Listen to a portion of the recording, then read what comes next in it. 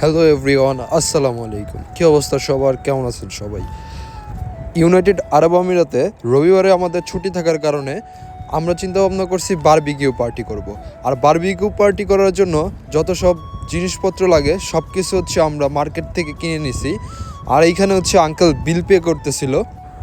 আর Dubai মানে যে এনজয়ের জায়গা, এটা দুবাইতে না আসলে বোঝা যাবে না। তো আমাদের সব কিছু কিনা শেষ হলেও আমাদের দরকার ছিল একটা বারবিকিউ করার জন্য যে খাঁচা বলে আর কি, না কি বলে জানি না আসলে। সো এইটার আমাদের ছিল না, আর হচ্ছে কয়লা। তো যাই হোক, সব কিছু নিয়ে আমরা হচ্ছে এখন বাসার দিকে রওনা দিব, কারণ বাসার দিকে যায়া এগুলো সব কিছু কাটতে হইব। আর হচ্ছে সব কিছু কী বলে মশলাপাতি দিয়ে মাখায় রাইখা দিতে হইব। তো যে কথা সেই কাজ, সব কিছু নিয়ে আঙ্কেল বয়া পড়ছে। এখন হচ্ছে এগুলো মাখবো, মাখার পরে রাইখা দিব। আর এই মাখামাখি দেখা এখনই তো খাইতে মন চাইতেছে, কিছু করার নাই। যাই হোক, একটু পরে বারবিকিউ হবে। আর এগুলো হচ্ছে মাখার পরে আমরা হচ্ছে কে বলে ফিল্ম দিয়া হচ্ছে বন্ধ করে রাখছিলাম। আর এই হচ্ছে ফাইনাল লুক। আর সাথে আছে আরবাব, আর হচ্ছে আরও আমাদের রুমমেটরা ছিল। এই হচ্ছে আঙ্কেল বয়া রয়েছে পাকিস্তানি কাপড় লাগায়া। তো এই হচ্ছে মুরগির রানগুলো সুন্দর মতন এই জায়গায় দেওয়া হয়েছে। একটু পরে খাওয়া দাওয়া চলবো।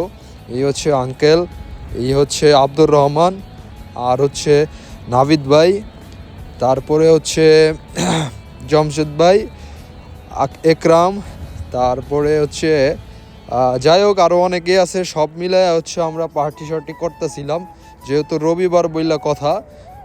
আকিব ভাইও আছে, দেখা যাইতেছে আকিব ভাই সব কিছু রেডিমেডি করে আগুনের উপর বহাই দিতেছে। তো যাই হোক, আর এই হচ্ছে আমি, আর আমার লোকটা হচ্ছে পুরো পাকিস্তানি কারণ হইতেছে অনেক শখ করে পাকিস্তানি ড্রেসটা লাগাইছিলাম। যেহেতু আমরা বাঙালি, পাকিস্তানি ড্রেস আমরা হচ্ছে বেশি একটা পরি না বা নাই আমাদের কাছে, যার জন্য পাকিস্তানি ড্রেসটা পইরা এই আগুনের মধ্যে হচ্ছে বাতাস করতেছিলাম। কারণ লইলো বাতাস না করলে তো আগুন জ্বলবো না, আগুন না জ্বলে মাংসগুলো পুড়বো না, খাইতেও মজা লাগবো না। পরে মনে করেন যে আমি তাড়াহুড়া করে এই জায়গায় বললাম, ওই যে হাতে কি জানি কয় ফর্মটা লইয়া বাইরে শুরু করে দিলাম। এই বাইরে চুড়ে সব পুইরা গেছে গা। যাই হোক বন্ধুরা, ভিডিওটা এতক্ষণ পর্যন্ত দেখার জন্য ধন্যবাদ। আর ভিডিওটা যখন দেখছেন তাহলে ফলোটাও কইরা দিয়েন, লাইক কমেন্টও কইরা দিয়েন। আর যদি দুবাই আসার ইচ্ছা থাকে তাহলে কমেন্টটাও কইরা দিয়েন। আমিও চিন্তা ভাবনা করবো যে কেমনে কি করা যায়। ইনশাল্লাহ, আল্লাহ ভরসা।